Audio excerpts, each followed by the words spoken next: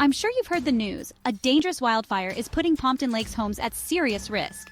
This wildfire has already spread to 100 acres, endangering 55 structures in its path. The blaze began near the old DuPont factory on Cannonball Road and is being fought by the New Jersey Forest Fire Service and local fire departments, with aerial support dropping water from above. Residents are advised to stay clear of areas like the 4th Avenue Dog Park and the woods behind Back Beach Park.